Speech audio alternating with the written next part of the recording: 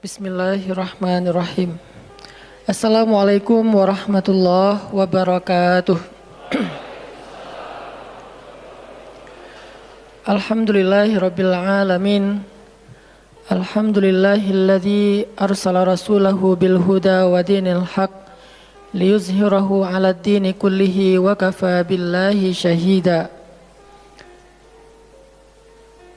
Asyhadu an la ilaha illallah wahdahu la syarika lah wa asyhadu anna Muhammadan abduhu wa rasuluhu la nabiyya ba'dah. Allahumma salli wa sallim wa barik ala sayyidina wa habibina wa nabiyyina Muhammad wa ala alihi wa sahbihi wa man tabi'ahu ila yaumiddin. Nahmadullaha ta'ala wa nashkuruhu la in syakartum la azidannakum wa la in kafartum inna azabi lasyadid. Qala Allah ta'ala fil Qur'anil Karim, a'udzu billahi minasy syaithanir rajim. Bismillahirrahmanirrahim. Wal 'asr innal insana lafi khusr illa alladhina amanu wa 'amilus shalihat wa tawasaw bil haqq wa tawasaw bis sabr. Wa qala ta'ala alam nashrah laka sadrak wa wada'na 'anka wizrak alladhi anqadha dhahrak wa rafa'na laka dhikrak fa inna ma'al 'usri yusra inna ma'al 'usri yusra fa idza faraghta fansab wa ila rabbika farghab. Shadaqallahul azim. Teman-teman semuanya, anak muda Kota Bandung, jamaah tetap sharing time atau sharing night Rabu malam yang dirahmati Allah Subhanahu wa taala. Semua orang di dalam kehidupan dunia itu pernah atau bahkan sering merasakan lelah. Karena dunia ini adalah tempat orang bermujahadah. Semuanya diraih dengan mujahadah. Gak ada yang didapatkan di dunia ini dengan cara yang mudah. Karena tabiat dari dunia itu adalah tempat bersusah payah. Fitrahnya dunia adalah tempat orang bercocok tanam, bukan memetik hasil. Yang namanya bercocok tanam, kalau kita melihat pada kehidupan para petani atau para pekerja di ladang, di sawah, di kebun, maka kita akan melihat akan melihat kelelahan, keletihan dan kesusah payahan yang luar biasa. Itulah tabiat dunia. Berbeda dengan tabiat di surga. Di surga itu semuanya akan didapatkan dengan cara yang mudah. Bahkan sebagian riwayat mengatakan seorang perempuan di surga apabila inginkan seorang anak, maka Allah Subhanahu wa taala akan memberikan anak kepadanya saat itu juga tanpa harus bersusah payah mengandung selama 9 bulan. Saat ini pengen punya anak dengan spesifikasi tertentu, maka saat ini juga dia akan diberikan anak bayi tanpa harus mengandung 9 bulan lamanya. Tanpa harus susah-susah menyusui.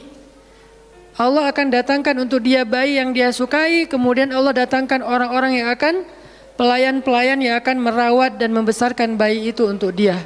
Karena di sana dia adalah seorang ratu yang tidak perlu lagi bersusah payah. Di surga itu ketika seseorang menginginkan makanan, maka Allah Subhanahu wa taala mendatangkan untuknya makanan dengan cara yang sangat mudah. Bahkan ketika dia menginginkan buah-buahan, maka pohon itu akan menunduk untuknya sehingga dia bisa memetik buahnya tanpa harus bangun dari tempat duduknya jika dia menginginkan itu. Tetapi kalau dia menginginkan sesuatu yang lebih, misalnya dia ingin berjalan-jalan di kebun-kebun di antara banyak kebun surga, lalu dia ingin merasakan memetik pohon sendiri sambil membawa keranjang-keranjang yang indah, maka Allah juga akan memperkenankan keinginannya. Kaifa yasha, sebagaimana yang dia inginkan. Berbeda dengan dunia. Di dunia, apapun yang kita inginkan itu harus melalui mujahadah, melalui ikhtiar. Bahkan ketika kita ingin menjadi orang yang sekedar tidur-tiduran pun, Allah Subhanahu wa taala mentakdirkan tidur pun lelah. Tidur aja capek. Duduk capek. Ada orang yang duduknya capek akhirnya dia berdiri. Ya. Ada orang yang capek berdiri akhirnya pengen duduk. Kapan duduknya capek pengen berdiri? Salah satu yang sering saya alamin itu kalau lagi naik pesawat. Apalagi pesawat penerbangan 9 jam, 10 jam itu pasti capek banget duduknya tuh.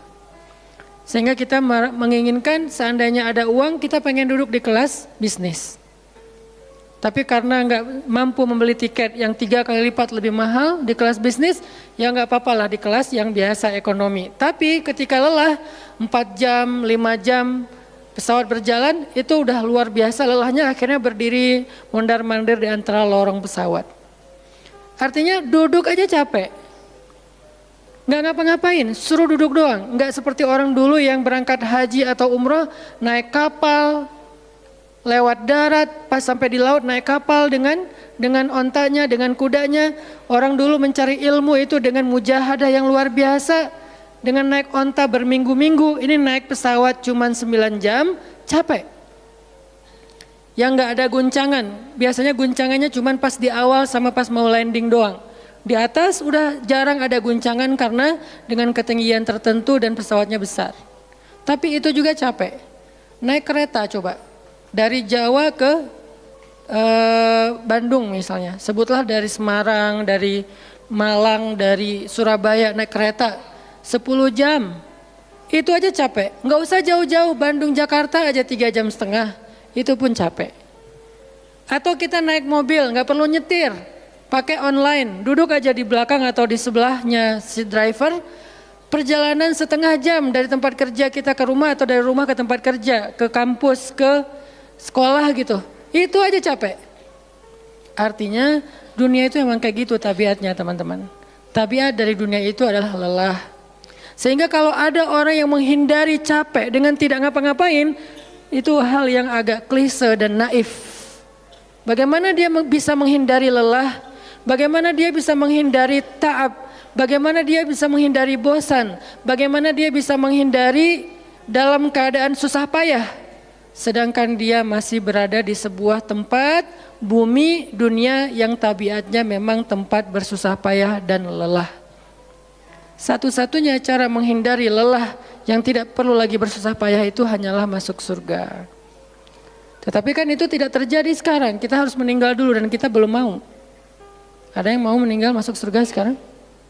Kalau dijamin sih insya Allah ya, masalahnya nggak ada jaminan. Kalau para sahabat enak, mereka dapat jaminan. Surga Bilal, sebelum Bilal meninggal, Rasulullah udah bilang, bima sabaktani ilal jannah ya Bilal. Dengan apa kamu mendahului aku ke surga wahai Bilal? Dengan wudu dan sholat syukur wudu. Begitu juga nanti ada sahabat lain yang dijamin masuk surga bighairi hisab wala azab. Salah satunya adalah Ukasyah. Kalau kita tidak ada jaminan apapun di akhirat kecuali berikhtiar dan bermujahadah untuk bisa mendapatkan kebaikan sebanyak mungkin di sisi Allah.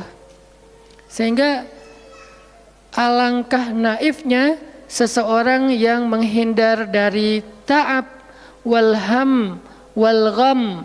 Dia berusaha menghindar dari lelah, menghindar dari susah payahnya kehidupan, menghindar dari beban-beban hidup.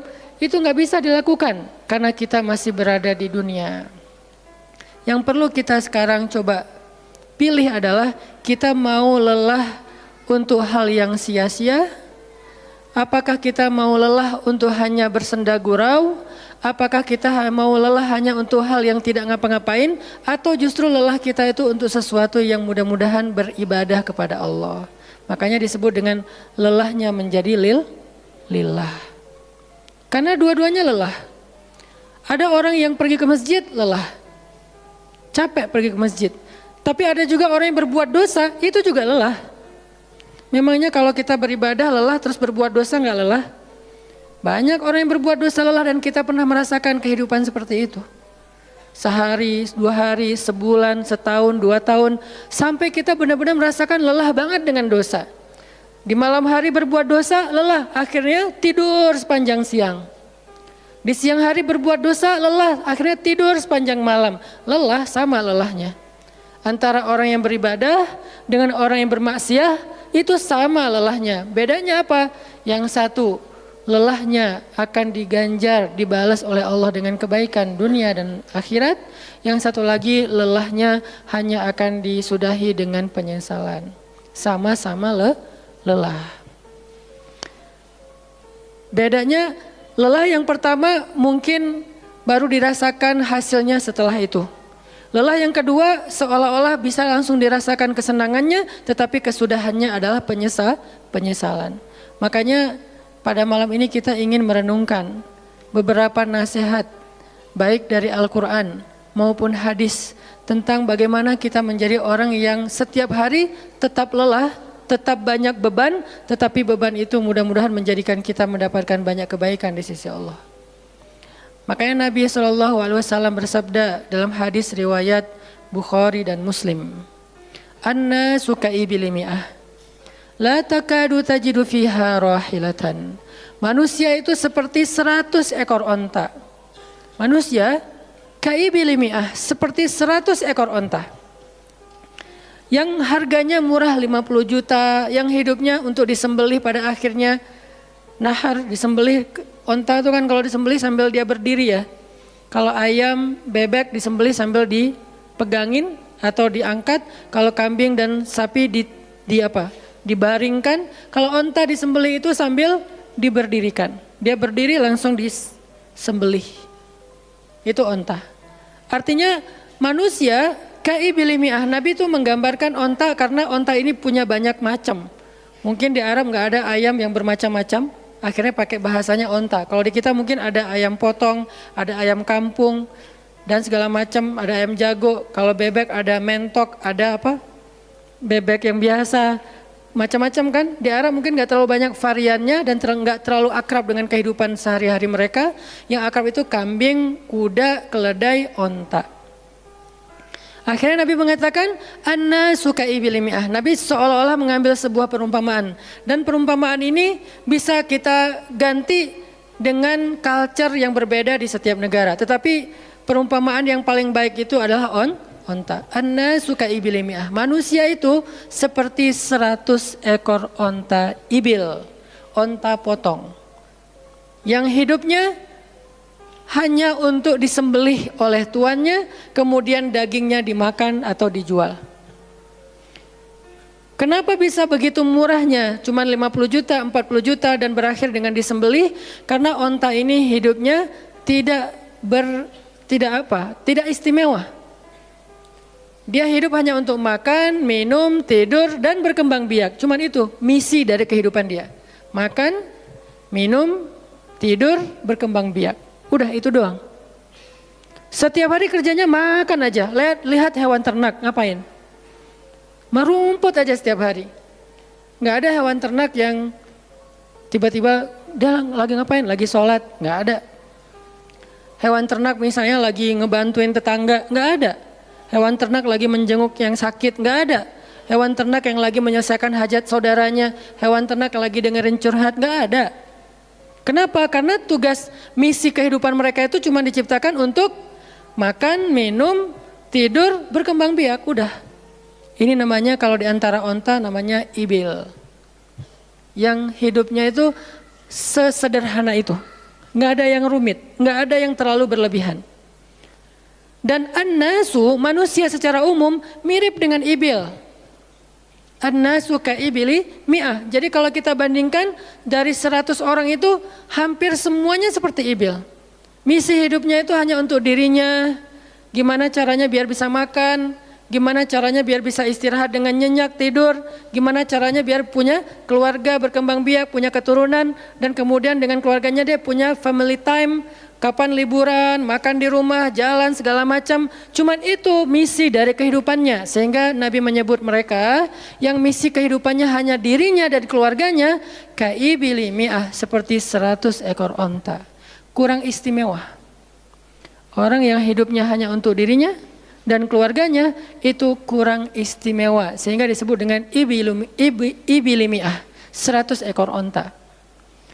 Tapi enggak hina, tidak rendah, tidak mungkin melenceng, sesat segala macam, enggak. Dia tetap tidak haram, tidak najis. Nabi tidak mengumpamakan manusia seperti seekor anjing, seperti seekor babi, enggak. Karena itu najis, haram dan seterusnya. Onta, makhluk yang hewan yang baik, cuman tidak istimewa. Di sini tidak ada judgement. Nabi itu orang yang nggak suka menjudge. Nabi nggak mengatakan manusia ini semuanya misalnya dengan kalimat celaan, keledai, enggak. Manusia ini misalnya hewan yang najis, enggak. Nabi mengatakan an-nasu ka'ibili mi'ah, manusia itu seperti 100 ekor onta. La takadu tajidu fiha rahilatan. Hampir-hampir di dalam 100 ekor onta itu kamu enggak mendapati satu pun onta yang dikenal dengan nama rahilatan, rahilah. Rahilah itu dari kata rihlah. Rihlah itu udah jadi bahasa Indonesia, rihlah. Kemudian di Inggris-Inggriskan jadi traveling, trip, segala macam. Rahilah, dari kata rihlah. Apa itu rahilah? Onta yang bertugas untuk membawa beban tuannya dalam perjalanan panjang, baik itu berdagang maupun berperang. Dia punya misi lain selain makan, minum, berkembang biak, terus dipotong. Enggak, misinya lebih keren. Apa? Membawa beban. Membawa beban tuannya. Itulah rahilah. Sehingga punggungnya adalah punggung yang berkah, karena di atas punggung itu ditaruhkan beban terus menerus oleh tuannya. Berangkat bebannya apa, pulangnya beban apa. Karena orang dulu kalau berangkat berniaga, berdagang ke luar negeri, itu tuh bukan berangkat bawa beban, pulang nggak bawa apa-apa karena udah diuangkan, enggak. Mereka barter konsep perdagangannya. Kalau berangkatnya bawa kain, pulangnya nanti bawa karpet. Berangkatnya bawa gandum, pulangnya nanti bawa sutra misalnya. Tetap aja ada beban karena mereka berangkat jual apa misalnya ke Syam, dari Mekah ke Damaskus. Nanti pulangnya dari Damaskus ke Mekah bawa lagi barang-barang Damaskus yang bisa dijual di Mekah. Pas berangkat bawa barang Mekah yang bisa dijual di Damaskus, pas pulang membawa barang Damaskus yang bisa dijual di Mekah. Li'ilafi Quraisy إلافهم رحلة الشتاء والصيف. Rihlah syita'i wassaif. Mereka melakukan rihlah pada musim dingin dan musim panas. Itulah ilafu Quraisy, kebiasaan orang-orang Quraisy. Ilafu Quraisy, kebiasaan tradisi orang Quraisy. Apa tradisinya? Berdagang di musim dingin dan di musim panas. Barang dagangannya beda-beda. Kalau musim dingin yang dibawa itu bahan-bahan jaket. Bahan-bahan untuk menghangatkan tubuh. Bahan-bahan yang kalaupun dia bawa makanan yang biasa dimakan di musim dingin yang menghangatkan tubuh. Kayak misalnya jenis bubur di Arab itu ada namanya adas. Dan itu disebutkan di dalam Al-Quran, di Al-Baqarah. Wa adasiha wa basaliha, ada adas, ada bawang. Adas itu salah satu makanan kesukaan orang Arab di musim dingin. Karena kalau makan adas kayak bubur gitu, dia badannya menjadi hangat. Jadi kayak menghangatkan tubuh gitu. Artinya syita'i was-saif, di musim dingin dan di musim panas, dua-duanya ada barang yang didagangkan. Dan itu adalah ilafu Quraisy, kebiasaan tradisi orang-orang Quraisy. Rihlah. Siapa yang akan dibawa rihlah? Apa yang akan membawa barang dagangan mereka ketika rihlah? Namanya onta rahilah. Onta yang mengangkut beban barang tuannya. Rahilatan. Sehingga onta ini adalah onta yang lebih kuat fisiknya.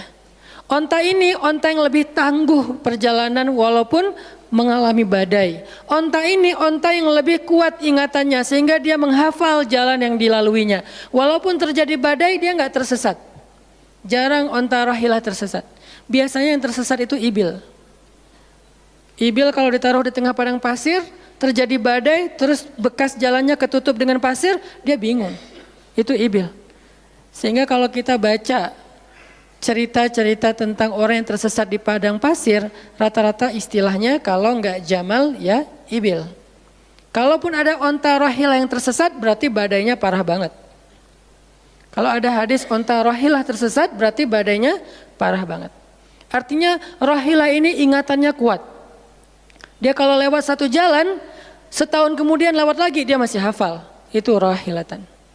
Dalam teknologi sekarang kita nyebutnya dengan map. Ada banyak platform aplikasi map digital yang membuat kita bisa menghafal jalan. Dan diupdate terus, jalan ini sekarang macet segala macam. Rohilatan punya kemampuan membaca jalan walaupun mungkin berbeda dengan teknologi sekarang. Itu namanya rohilatan. Ini kata Nabi, la takadu tajidu fiha rohilatan. Manusia itu seperti 100 ekor onta. Dan di antara 100 ekor onta itu atau 100 orang itu hampir kamu tidak mendapati satupun yang bernama rohilatan yang mampu mengangkat beban lebih. Sehingga di sini Nabi SAW seolah-olah mengajarkan kita, memotivasi kita agar belajar menjadi rohilah. Manusia itu baru istimewa kalau dia menjadi rohilah, kalau dia mengangkut banyak beban, kalau dia menjadi orang yang paling banyak bermanfaat untuk orang lain. Makanya muncullah hadis, khairun nas anfa'uhum linnas, inna ahabban nasi ilallah anfa'uhum linnas. Dua riwayat hadis yang berbeda. Sebaik-baik manusia, kalau dalam analogi yang pertama, sebaik-baik onta adalah rohilatan. Bukan ibil, bukan nakoh, bukan jamal. Sebaik-baik onta rohilatan. Kenapa kok rohilatan? Karena dia yang paling bermanfaat, soalnya dia yang paling banyak mengangkut beban. Sehingga dengan analogi tentang onta rohilah, kita menerjemahkan hadis khairun nas, sebaik-baik manusia dengan istilah khair. Arti khair itu memberi lebih, arti khair itu bermanfaat. Khairun nas anfa'uhum linnas, sebaik-baik manusia yang paling bermanfaat untuk orang lain. Dalam riwayat yang lain, inna ahabban nasi ilallah, sesungguhnya orang yang paling dicintai Allah di antara manusia, anfa'uhum linnas, yang paling bermanfaat untuk orang lain. Itu yang paling dicintai Allah di antara manusia. Muncul lagi hadis yang mirip, inna ahabbal a'mali ilallah sururun tudkhiluhu ala qalbi muslim. Sesungguhnya perbuatan, amal soleh, aktivitas, pekerjaan yang paling disukai Allah di antara yang kita lakukan dalam kehidupan sehari-hari adalah membahagiakan hati orang lain. Ini semuanya hadis-hadis yang memiliki makna yang sama, yaitu menjadi pengangkut beban. Lelah Ustadz, lelah. Enggak ngangkut beban, lelah juga. Ngangkut beban, lelah juga. Cuman bedanya, orang yang lelah tanpa mengangkut beban, hidupnya penuh dengan keluh kesah, tidak ada yang menghargai, tidak dimuliakan, akhirnya dia ngeluh. Ada kan banyak orang yang ngeluh karena merasa dirinya nggak dihargai orang lain. Tetap aja ngeluh. Ada juga yang ngeluh karena terlalu banyak beban. Padahal dua-duanya sama-sama ngeluh, kenapa nggak memilih yang lebih baik? Memangnya kalau kita nggak ngangkut beban, kita nggak akan berkeluh kesah, ngeluh. Ngeluhnya mungkin bukan capek, ngeluhnya nggak ada yang hargai. Dan itu udah sunnatullah, kalau kita pengen dihargai, pengen dimuliakan, kita harus menjadi orang yang paling rohilah, yang paling banyak ngangkut beban. Nggak bisa kita jadi ibil tapi pengen diperlakukan seperti rohilah, itu nggak bisa. Kita tuh ibil, hidupnya untuk diri sendiri, nggak bantu siapa-siapa, nggak peduli dengan siapa-siapa, harta kita nggak bermanfaat untuk orang lain, pikiran kita nggak bermanfaat untuk orang lain, lisan kita tidak bermanfaat untuk orang lain, wawasan kita tidak bermanfaat untuk orang lain, apalagi tenaga kita nggak bermanfaat untuk orang lain, skill kita nggak bermanfaat untuk orang lain, semua tentang diri kita hampir tidak bermanfaat untuk orang lain, lalu kita ingin dihargai seperti orang yang paling bermanfaat. Ini naif, klise, nggak ada seperti ini, bukan sunnatullahnya. Karena seseorang itu diberi balasan sesuai dengan mujahadah. Al-jaza ala qadril masyaqqah, balasan tergantung susah payahnya dalam berikhtiar.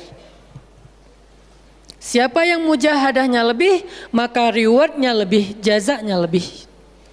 Jadi saya kadang-kadang ngerasa, dulu saya juga pernah merasa kayak gitu. Kenapa kok dia dihormati saya enggak? Kita enggak boleh cemburu tanpa alasan. Seolah-olah misalnya harusnya hormati semua orang dong, enggak bisa. Itu udah fitrah manusia dan sunatullah dalam kehidupan di dunia. Kalau kita pengen dihormati orang, kita harus menjadi rohilah. Kalau kita pengen dihargai orang, kita harus jadi rohilah. Nggak bisa kita berharap dihargai oleh pasangan kita atau calon pasangan kita, tapi kita nggak punya tanggung jawab. Nggak bisa. Kalau teman-teman pengen dihargai oleh pasangan halalnya, teman-teman harus mengangkat tanggung jawab yang lebih berat daripada dia. Kalau dia yang capek, kita leyeh-leyeh aja di rumah, tapi kita minta dihargai, saya kan suami. Suami itu bukan status, suami itu peran. Ada orang dia jenis kelaminnya perempuan, tapi dia suami. Kenapa? Karena dia mengambil peran laki-laki. Dan itu saya melihat banyak perempuan seperti ini, hebat dan memalukan bagi suaminya. Di beberapa tempat saya melihat suaminya di pagi hari nggak kerja, cuma nongkrong-nongkrong aja di warung, ngopi juga itu ada uangnya, giliran untuk nafkah keluarga dia nggak punya uang, untuk ngopi, untuk rokok dia punya uang, untuk anaknya nunggak sekolahnya. Untuk anaknya makanannya seadanya. Sehingga karena ini udah berjalan bertahun-tahun, akhirnya istrinya udah nggak sanggup lagi berharap kepada dia, minta cerai juga nggak dicerai-ceraikan, akhirnya istrinya ikhtiar sendiri. Istrinya jadi pembantu rumah tangga, istrinya jadi kerja ke luar negeri.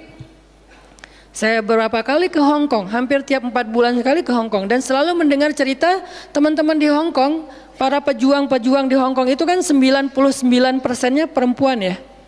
Hong Kong itu 99% lebih perempuan. Beda kan sama Taiwan, Korea itu laki-laki dan perempuan agak imbang lah. Tapi kalau Hong Kong itu bisa dibilang dari 100 pekerja 99 orangnya bahkan lebih adalah perempuan. Dan semua mereka punya masalah yang hampir sama di negerinya, di kampungnya. Masalahnya mereka terpaksa untuk berangkat ke luar negeri karena ada yang demi membiayai sekolah anak-anaknya, single parent. Kemana suaminya? Suaminya pergi dan tidak bertanggung jawab. Atau suaminya ada tapi tidak mampu mencari nafkah. Terpaksa dia kerja ke luar negeri dengan segala macam resiko. Dan banyak banget kasus di Hong Kong. Siapa juga yang mau jauh-jauh dari keluarganya, apalagi punya anak masih kecil ya. Kemarin kita baru dengar cerita seorang anak yang harus merawat ayahnya yang sakit kanker gara-gara di rumahnya nggak ada siapa-siapa, ibunya berjuang di luar negeri. Kenapa? Karena suaminya sakit. Kalau ini masih bisa kita pahami lah. Tapi kemana pamannya misalnya? Kemana misalnya kakaknya? Nggak tahu punya kakak atau gimana? Nggak tahu kondisi pamannya. Yang jelas bahwa ternyata kita itu dihargai itu bukan karena kita berstatus suami. Kita dihargai karena kita berperan sebagai suami, bukan berstatus sebagai suami. Kalau suami pengen dihargai, ambillah peran suami. Laki-laki pengen dihargai, ambillah peran laki-laki. Apa peran laki-laki? Tanggung jawab. Ambil sebanyak mungkin. Kalau kita udah menikah, tanggung jawab kita itu kalau mau lebih, jangan cuma istri. Ambil keluarga istri untuk kita ambil tanggung jawabnya. Adiknya istri, mungkin keluarga istri kita nggak mampu. Adiknya kita sekolahin. Mertua sakit, kita biayain. Nanti siapa lagi? Keluarga besarnya ada masalah, kita biayain, kita hutangin. Kalau misalnya kita nggak sanggup memberikan hadiah atau sedekah, ambil amanah, tanggung jawab itu ambil semampu kita. Itulah contoh Rasulullah SAW. Makanya Nabi ketika sudah menikah dengan Khadijah, yang tinggal di rumah Nabi itu bukan cuma anak kandung beliau, ada anak angkatnya Zaid bin Harithah, ada sepupunya Ali bin Abi Thalib. Ada banyak lagi keluarga besar Khadijah yang tinggal bersama Nabi. Sehingga rumah Nabi itu adalah rumah yang banyak sekali orang-orang yang ditampung oleh beliau. Itu yang disebut dengan anfa'uhum linnas, ambil tanggung jawab yang besar. Sehingga Khadijah tuh respect banget sama sosok Nabi Muhammad.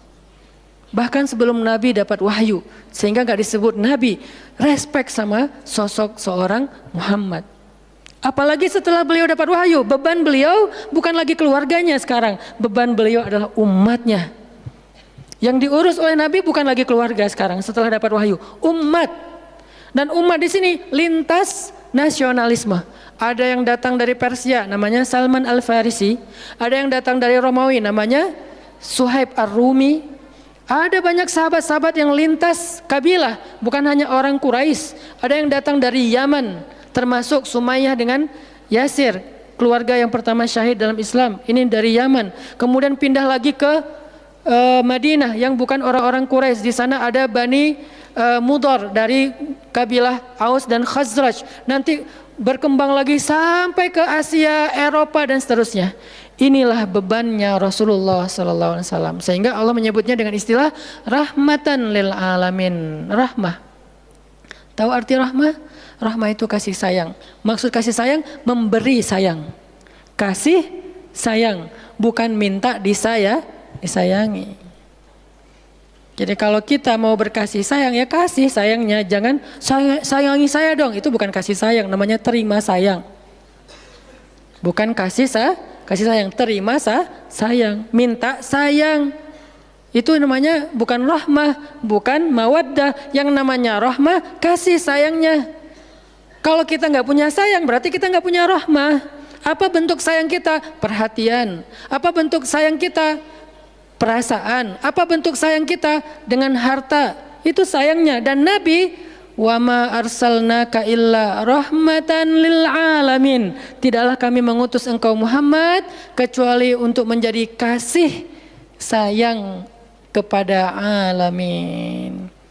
Arti rahmah dalam tafsiran yang lebih luas, menyelesaikan hajat manusia seluruh alam.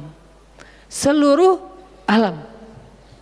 Itulah kenapa Nabi Muhammad menjadi orang yang paling mulia. Karena yang diambil bebannya itu bukan satu keluarga Khadijah. Bebannya itu bukan satu kota Makkah. Bebannya itu bukan cuma orang Arab. Alamin. Sehingga Allah mengatakan, wa rafa'na laka dzikrak. Kami angkat engkau menjadi manusia yang paling mulia. Karena beban yang diambilnya paling berat. Apa beban Nabi? Apakah cuma ceramah? Enggak cuma ceramah. Kalau cuma ceramah gampang. Saya pernah menjadi penceramah dan saya pernah menjadi programmer dalam dakwah. 8 tahun saya ceramah di Bandung, gampang banget. Dan kalau mau nyaman jadi ustadz, mending saya jadi penceramah aja, gampang banget. Diundang-undang, ustadz mau dijemput? Ya jemput dong, jemput. Ya, ustadz kan dijemput, jarang kita jalan sendiri, seringnya dijemput. Dan karena dia pengen memuliakan kita, dia cari di tempat itu siapa yang punya mobil paling bagus untuk menjemput ustadz. Kalau di kampung, cari siapa yang punya mobil baru yang tahun misalnya 2018 lah, kalau nggak ada 2019. Saya punya, ya udah pinjam ya untuk jemput ustaz. Oh boleh, saya senang, jemput. Kalau perlu yang punya mobilnya sekaligus jadi supirnya, jemput ustaz. Enak jadi penceramah. Jemput, tunggu di depan rumah, nggak langsung ketok. Kenapa? Nggak enak mau ngetok, biar ustaznya santai aja. Ustaznya keluar, dibukain pintu. Terserah mau duduk di depan, duduk di tengah. Kalau ustadznya duduk di tengah, nggak ada yang di sebelahnya, kosong. Mau goler-goler, mau jungkir balik, bebas. Ustadz. Saya pernah ngalamin masa kayak gitu. 8 tahun, mudah banget. Diundang-undang, semua wajah tersenyum. Nggak ada yang cemberut, namanya juga ustadz.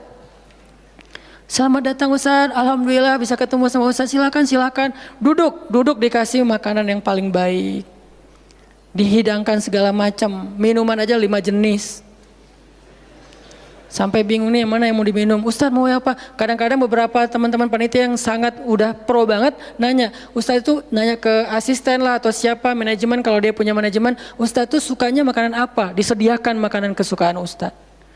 Kalau ke Bandung ustadz senangnya makan apa? Disediakan makanan khas Bandung kesukaannya ustadz. Dicari dari restoran terbaik yang ada di kota itu.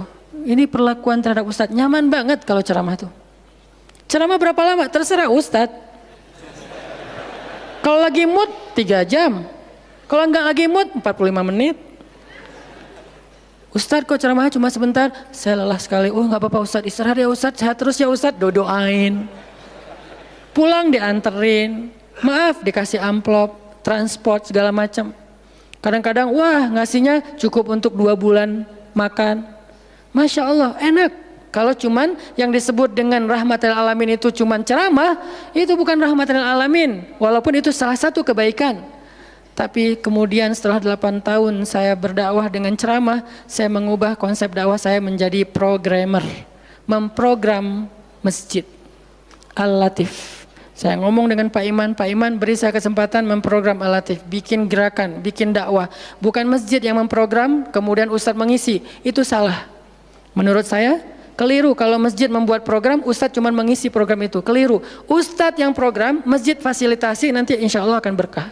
Alhamdulillah Pak Iman Ketua DKM Al-Latif sepakat. Ya udah Ustadz silakan, mangga dikasih waktu 2 tahun. Kalau nggak ada perubahan diambil alih. Dalam 2 tahun kita coba program dari awal. Bikin gerakan anak muda, pemuda hijrah lahir waktu itu. Mulai programming, gimana caranya biar masjid rame. Dari yang cuma 20 orang kajian setiap Rabu malam, dari dulu udah Rabu malam. Yang hadir berapa orang? 20 orang. Kalau Persib lagi main, libur. Semua pada nonton. Malah sering lagi libur. Kadang-kadang Persib nggak main. Terus yang main siapa? Yang main Piala Eropa kah, Piala Champion kah, Liga Eropa, Piala Dunia, libur. Akhirnya berkembang pelan-pelan jadi setengah masjid, satu masjid, membludak keluar masjid sampai ke Jalan Cendana. Akhirnya pindahlah ke masjid ini. Kenapa? Karena udah nggak nampung, nggak enak juga dengan tetangga, karena parkirnya kemana-mana. Kan kita pindah ke sini karena Al-Latif nggak nampung. Nah, ketika dakwah berubah menjadi programmer, bebannya beda. Udah nggak kayak dulu, enggak, beda. Pergi taklim, pergi sendiri. Bahkan berkorban dengan harta sendiri, bareng-bareng dengan teman-teman. Semuanya lelah, kita meeting sampai tengah malam. Emangnya gampang membuat tren hijrah? Nggak mudah teman-teman. Kita harus meeting, mikirin. Sekarang tambah lagi beban yang lain, Barisan Bangun Negeri. Para ustadz berkumpul, bikin gerakan bersama. Kita bikin Barisan Bangun Negeri, dikasih amanah untuk jadi amirnya, mikirin apa yang harus kita lakukan. Program pertama saya bilang less waste, isu lingkungan. Kenapa? Kita pengen jadiin masjid sebagai 911. Tapi pelan-pelan, nggak bisa langsung. 911 ini nanti kalau ada masalah di masyarakat, tetangga masjid yang ditelepon masjid. Anak saya sakit, telepon masjid. Ada yang meninggal, telepon masjid. Ada yang pingsan, telepon masjid. Ada yang baru diputusin, telepon masjid. Sampah ini udah darurat. Bandung ini hanya batas deadline penanganan sampah kita kalau kata Pemkot itu sampai 2023. Kalau kita nggak punya alternatif, ini akan jadi masalah besar. Jakarta, saya kemarin ke Jakarta sampai 2022, lebih cepat sedikit daripada Bandung. Artinya mereka hanya bisa menampung sampah sampai 2022. Sisanya kalau nggak ada solusi alternatif, maka akan terjadi masalah besar, tumpuk sampah di depan rumah masing-masing selama nggak usah sebulan, seminggu aja gimana rasanya? Nggak ada yang ngambil sampah di depan rumah kita, seminggu aja. Petugas sampah nggak ngambil sampah di depan kos-kosan, di depan rumah. Sehari telat aja itu udah nggak enak, apalagi seminggu, sebulan, setahun, jadi gimana? 2022, kota-kota besar rata-rata terancam dengan bom waktunya sampah. Kita angkat less waste supaya masjid menjadi salah satu media komunikasi antara Pemprov, Pemkot, pemerintah kepada publik. Kenapa? Soalnya trust publik kepada masjid itu bagus. RT RW bikin program pungut sampah edukasi dan campaign tentang sampah, yang datang sedikit. Kalau RT RW bikin program, hari Minggu yuk kita bikin gerakan pungut sampah, sedikit yang datang. Tapi masjid bikin taklim, yang datang ribuan, apalagi 2-3 tahun terakhir, alhamdulillah luar biasa. Sehingga masjid punya potensi untuk mengkomunikasikan masalah ini kepada publik. Saya ajaklah teman-teman, yuk kita bikin isu sampah dimulai dari masjid. Jalan 2, Bandung, Bintaro udah jalan. Next mau kita jalankan di Jogja, di Malang, dan di Pontianak. Seluruh masjid di Indonesia. Programming, mikir, harus ketemu dengan beberapa orang, dan habis waktu saya dalam beberapa tahun terakhir bukan untuk dakwah tablik, makanya udah jarang ceramah. Teman-teman kalau ngelihat ceramah Hanan Attaqi di Bandung cuma sekali seminggu, itu juga kalau nggak libur ya. Kajian Rabu malam. Ustaz Hanan selain Rabu malam ngapain sih? Ustaz kosong nggak? Kosong, saya bilang. Kenapa nggak mau ngisi jadwal? Kosong dari taklim tapi nggak kosong dari aktivitas. Sehari meeting bisa 5 kali. Dulu saya pernah yang kalau bahasa teman-teman tuh ngeprank jamaah, bukan ngeprank sebetulnya. Katanya Ustaz nggak datang, tiba-tiba datang kan? Itu tuh meeting 5 kali sehari, dari pagi, siang, sore, menjelang maghrib, baru beres isya. Meeting dengan siapa aja Ustaz? Banyak hal yang harus kita bereskan untuk bisa memunculkan satu program kecil. Akhirnya beres isya, saya bilang masih ada jamaah enggak? Sebagian udah pulang Ustaz, tapi yang lain masih pada nunggu, kasihan. Ya udah saya jalan aja ke sini naik motor, sampai di sini isya baru ngisi kajian. Artinya ternyata bebannya beda. Tapi rohilatan, itu yang disebut dengan dakwahnya Nabi. Saya baru mengambil sebagian kecil dari Banyak varian dari dan instrumen dakwah Nabi itu cuma sebagian kecil, memprogram, baru masjid. Nabi itu alamin loh. Gimana mengubah kota Makkah yang dulunya kemusyrikan merajalela, perzinahan merajalela, kemudian anak perempuan dibunuh karena dianggap membawa sial, riba luar biasa, banyak yang dibunuh gara-gara gak mampu membayar hutang, dan perbudakan, dan banyak lagi masalah sosial. Bukan hanya masalah akidah dan ibadah. Akidah dan ibadah itu adalah inti masalahnya, kemudian merembet ke masalah sosial, biasanya kayak gitu. Kalau akidahnya melenceng, biasanya sosialnya rusak. Walaupun gak selalu kayak gitu juga sih. Karena ada di beberapa negara yang akidahnya mereka syirik, tapi sosialnya bagus. Walaupun ada problem sosial lain yang mungkin gak perlu dibahas di sini. Yang jelas awalnya berawal dari kemusyrikan. Kemudian berkembang menjadi masalah ekonomi, sosial, dan seterusnya. Nabi menyelesaikan masalah kota Mekah. Gimana caranya? Mekah yang tadinya kota yang jahiliyah menjadi kota Islamiyah, kota yang Rabbaniyah, kota yang penuh dengan kebaikan. Madinah yang tadinya kota yang penuh dengan sampah, Yathrib berubah menjadi kota Munawwarah. Sekarang udah nyampah lagi. Di zaman Nabi itu benar-benar Madinah Munawwarah. Sekarang mungkin nggak sebagus di zaman Nabi, cuman bangunannya doang yang megah, tapi secara lingkungan, secara sosial nggak sebaik zaman dulu lah. Kalau bangunan itu kan bukan indikasi peradaban ya. Karena kita pernah mengalami masa peradaban Islam yang keren, nggak ada tuh bangunan pencakar langit seperti Dubai. Kita di Dubai bangunan pencakar langit, tetapi secara peradaban ada masalah di Dubai, terutama masalah sosial. Di Arab Saudi masalah lingkungannya luar biasa, salah satu penghasil sampah 10 besar di dunia. Kalau untuk masalah sampah organik termasuk 5 besar di dunia.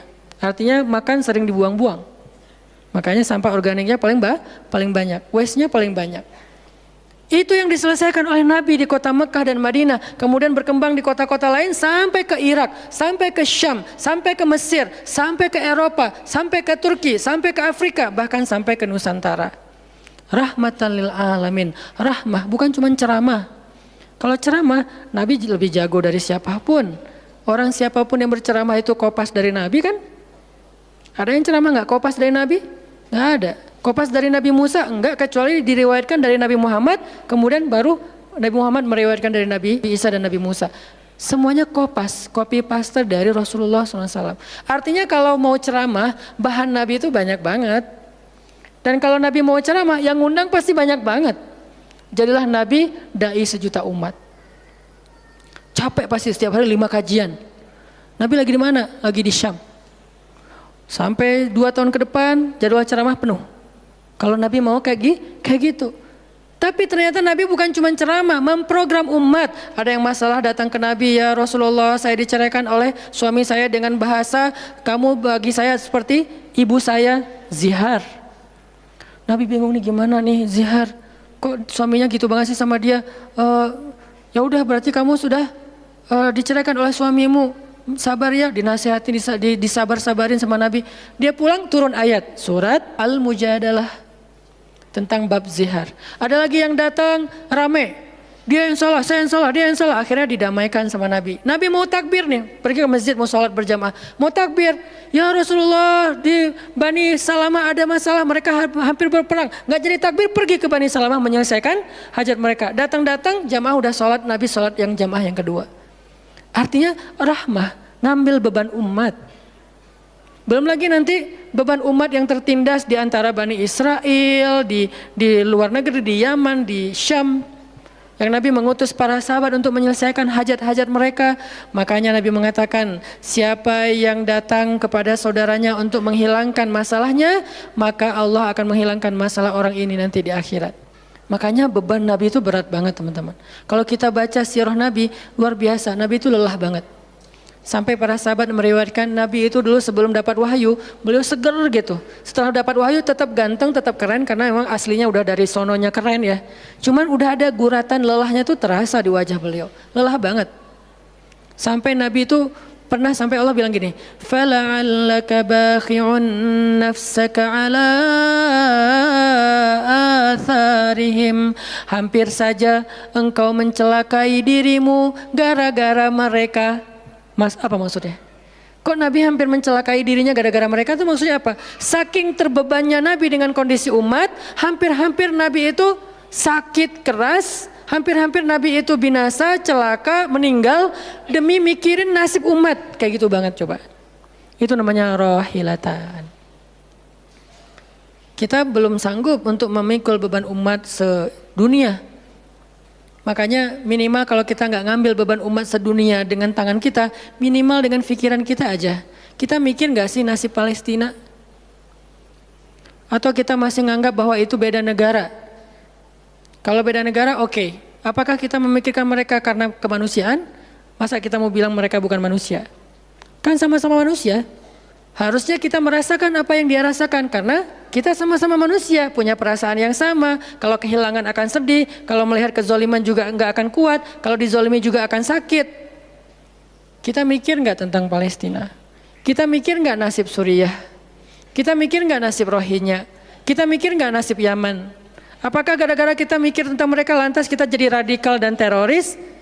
Sejak kapan kita memikirkan nasib orang yang tertindas tiba-tiba jadi radikal? Apakah orang yang tidak memikirkan orang lain hanya dirinya sendiri berarti orang yang baik? Justru makin banyak kita mikirin nasib mereka, kita makin rohilatan walaupun belum sanggup menyelesaikan hajat mereka, mikir doang. Dengan kita lihat postingan yang terakhir di Idlib, bagaimana anak bayi kehilangan kakinya gara-gara kena bom dari tentara Rusia.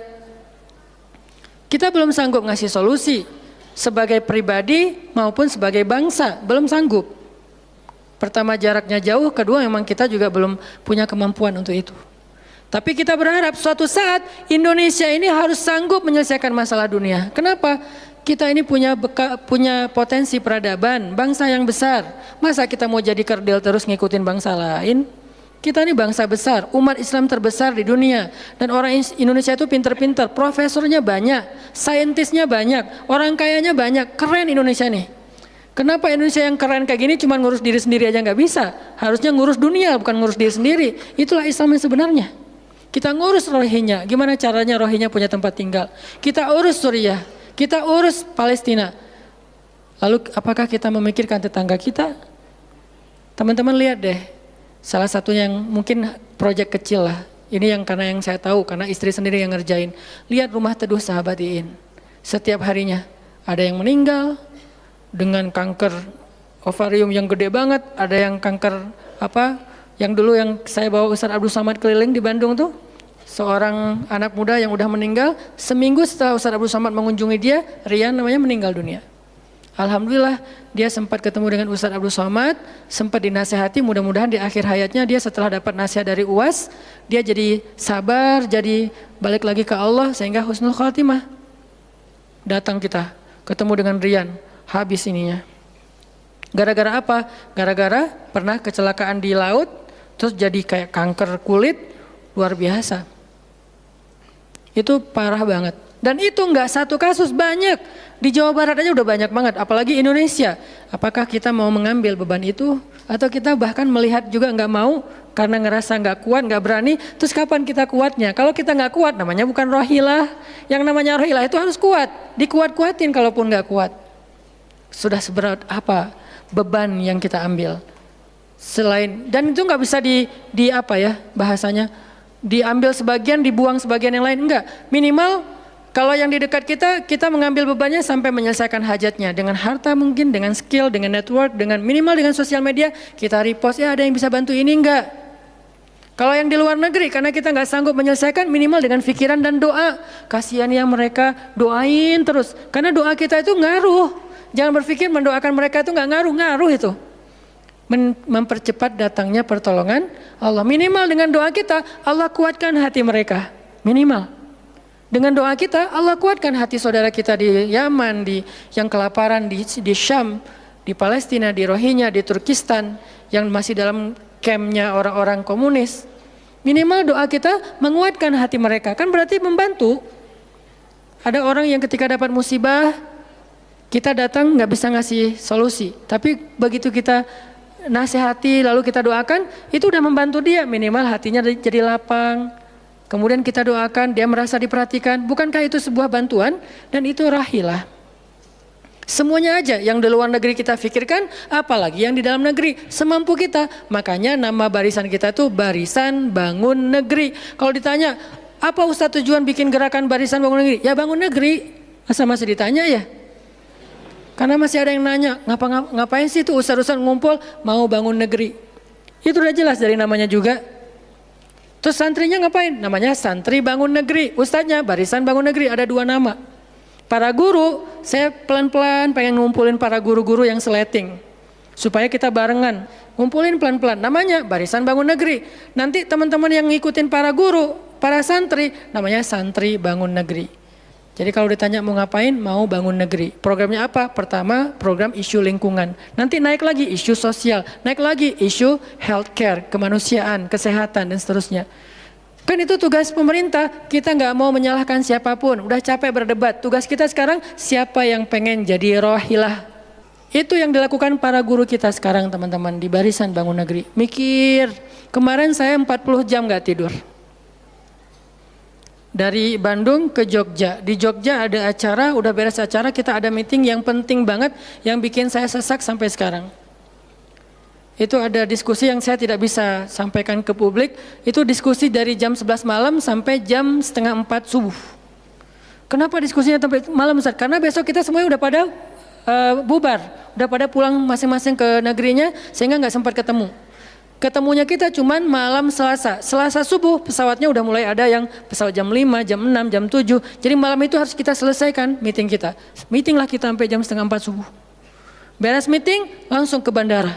Saya dengan salah satu ustadz ke bandara berdua naik flightnya pas bareng. Belum selesai tadi meetingnya, meeting lagi di pesawat.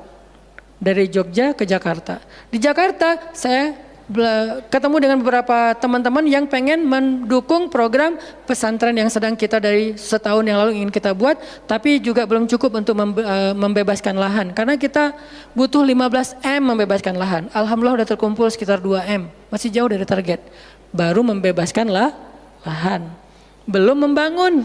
Akhirnya bahasa istri saya ngamen di Jakarta dari pagi, siang, sore, malam. Malam pulang. Di kereta juga diskusi lagi sama istri karena ada beberapa program yang harus kita bereskan. Sampai rumah jam 12 malam. Jadi 1 hari setengah. Hampir 2 kali 24 jam baru istirahat. Itu kalau programming. Beda dengan ceramah. Diundang ke Jogja. Ustadz ceramahnya di Jogja, oke jam berapa? Isya, ya udah saya datangnya maghrib. Terbang jam 5, sampai di sana maghrib. Ceramah, beres ceramah, saya tidur. Gampang kan? Beres ceramah jam 11 malam, balik ke hotel. Dipesankan hotel sama panitia. Hotelnya mau yang gimana Ustadz? Terserah, yang dekat-dekat aja biar nggak capek di jalan. Oh ya Ustadz, dikasih hotel biasanya yang enak, yang deluxe. Masuk ke hotel, mandi air hangat, ya. Beres mandi air hangat, pesan makanan online. Karena tadi belum makan, misalnya kalau telat makan juga, pesan datang ke kamar. Kadang-kadang saya cuma pesan 1 jenis, mereka pesan 3 jenis. Saya belum makan, lapar, boleh nggak pesan sate? Oh boleh Ustaz. Datang sate, datang mie godok, datang apa, banyak. Semuanya ditaruh di depan kamar. Ustadz, ini udah ada makanannya. Masya Allah makanannya banyak gini. Kalau cuma ceramah, habis makan jam 12, tidur. Bangun sholat subuh, beres subuh, olahraga. Ya, karena di hotel treadmill. Beres treadmill, berenang. Beres berenang, breakfast. Beres breakfast, terbang ke Bandung. Kan enak ya? Kalau cuman ceramah. Jadi kerjanya cuman 1,5 jam pas ceramah. Itu juga santai. Namanya juga ceramah gampang. Tapi kalau programming, buat program kayak tadi ceritanya, meeting nggak beres-beres. Sampai enak dengan meeting. Kopi entah berapa gelas. Ada yang digulaan, ada yang nggak digulaan. Ada yang pakai susu, ada yang nggak pakai susu. Sampai diistilahkan yang nggak pakai susu kopi akhi, yang pakai susu kopi ukti. Semua jenis kopi. Artinya rohilatan. Ternyata memang benar kata Nabi, manusia itu seperti 100 onta, sedikit yang rohilatan. Makanya sekarang kita mau milih mau jadi rohilatan atau mau jadi 100 onta. Dimulai dari hal yang kecil. Saya ngajak teman-teman, yuk kita jadi rohilah, kita angkat beban negeri kita, beban bangsa kita. Saya pengen banget masjid itu jadi kayak rumah teduh. Sekarang yang menjalankan pasien kanker kurang mampu se-Jawa Barat, salah satunya rumah teduh itu. Yang sekarang ada 15 rumah dengan sekitar 300 pasien. Yang setiap kali operasi itu 40 juta. Karena kalau pakai BPJS antrinya setahun. Sehingga harus pakai jalur normal. Dan beberapa di antara mereka belum sanggup untuk membayar cicilan BPJS sehingga nunggak nggak bisa pakai. Kita selesaikan. Harusnya itu dilakukannya oleh masjid. Kenapa? Karena potensi zakat, infak, sedekah, kenceleng masjid gede. Jangan cuma dipakai buat renov. Jangan cuma dipakai buat pengumuman hari Jumat. Kenceleng minggu ini 300 juta. 300 juta di sebelah masjid ada orang lapar. Berarti ngapain 300 juta teh? Harusnya 300 juta itu kenceleng minggu ini. Harusnya 300 juta. Tapi tinggal 10 juta. Kenapa? Beban umat diangkat semua sama masjid. Itu cita-cita kita, pengennya masjid itu menjadi, makanya ada hashtag masjid peradaban. Apa masjid peradaban? Masjid rohilah, masjid yang mengangkat beban umat, bukan cuma membuat program jihad, pengajian hari Ahad. Udah lewat lah masa kayak gitu-gitu, udah nggak keren. Nih saya tantang masjid-masjid yang ada di Indonesia, jangan hanya fokus dengan taklim. Taklim itu udah banyak dan mudah melakukannya, kurang challenging.